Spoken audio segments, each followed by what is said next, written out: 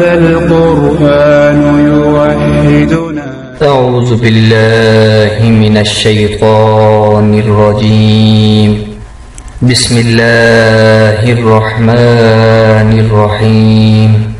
لن تنالوا البر حتى تنفقوا مما تحبون وما تنفقوا من شيء فإن الله به عليم. صدق اللہ العظیم.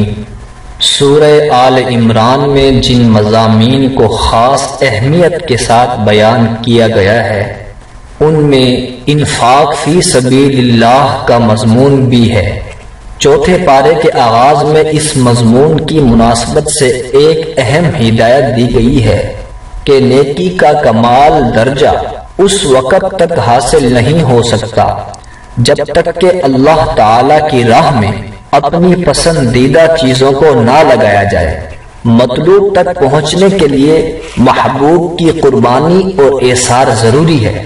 اس کے علاوہ جو اہم مضامین چوتھے پارے میں بیان کیے گئے ہیں ان میں سے ایک یہ ہے کہ جب تحویل قبلے کا حکم نازل ہونے کے بعد حضور اکرم صلی اللہ علیہ وسلم نے بیت المقدس کی بجائے کعبہ کو اپنا قبلہ ٹھہرا لیا تو اس پر اہل کتاب نے بڑا شور و غوغا کیا.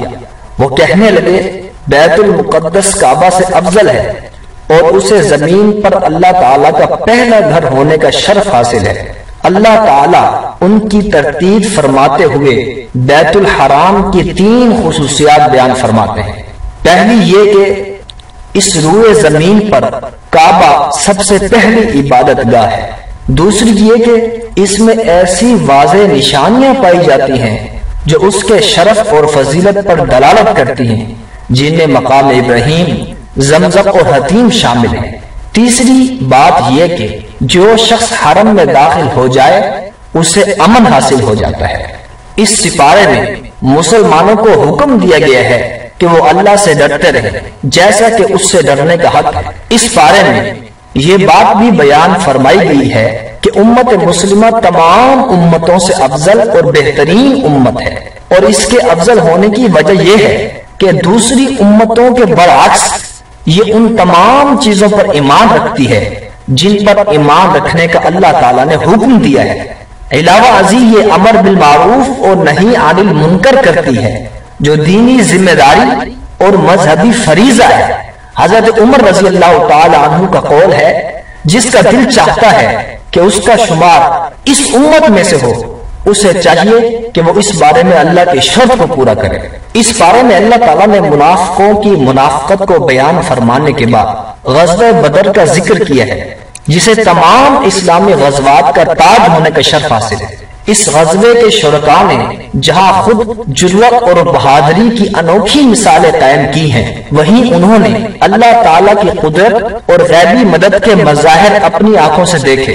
مسلمانوں کی تعداد بہت تھوڑی تھی، اسلحہ بھی نہ ہونے کے برابر تھا، لیکن اس سب کے باوجود اللہ رب العزت نے مسلمانوں کو وہ فتح عطا فرمائی کہ جس کی نظیر دنیا میں نہیں ملتی. غزوہ بدر سے مسلمانوں کو 2 بڑے سبق حاصل ہوتے ہیں. پہلا سبق یہ ہے کہ جنگ میں فتح صرف اسلحے کی کثرت اور افراد قوت کی بنا پر حاصل نہیں ہو سکتی بلکہ اس کی بنیادی شرط ایمان و یقین، اتباع اور استقامت ہے.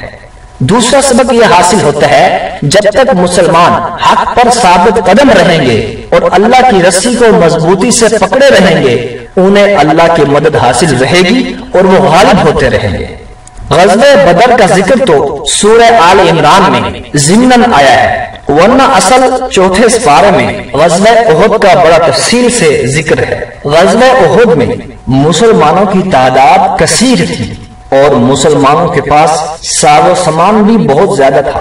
ان کی نظر ساز و سامان پر چلی گئی، ان کی نظر افرادی قوت پر چلی گئی تو اللہ رب العزت نے مسلمانوں کو جھنجھوڑنے کے لیے بظاہر شکست سے دوچار کیا.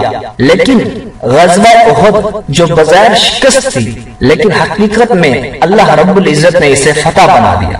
چوتھے سپارے میں سورۃ النساء کا تقریباً 1 پاؤ حصہ شامل ہے. یہ بھی مدنی سورت ہے اس میں 176 آیات ہیں۔ اسے سورۃ النساء کبریٰ، بڑی سورۃ النساء بھی کہا جاتا ہے، اور اس کے مقابلے میں 28ویں پارے کی سورۃ الطلاق، اس کو سورۃ النساء قصریٰ بھی کہا جاتا ہے، چونکہ اس سورت میں ایسے احکام کثرت سے بیان ہوئے ہیں جو کہ خواتین یعنی نساء سے متعلق ہیں، اس لیے اس سورت کا نام سورۃ النساء رکھا گیا۔ اللہ رب العزت نے سورۃ النساء میں عورتوں کے حقوق بیان فرمائے ہیں کہ زمانہ جاہلیت میں عورتوں کو ہر حق کے انسانی سے محروم رکھا جاتا تھا۔ اسلام نے عورتوں کو وہ حقوق دیے ہیں کہ جس کی نظیر کسی اور مذہب میں نہیں ملتی۔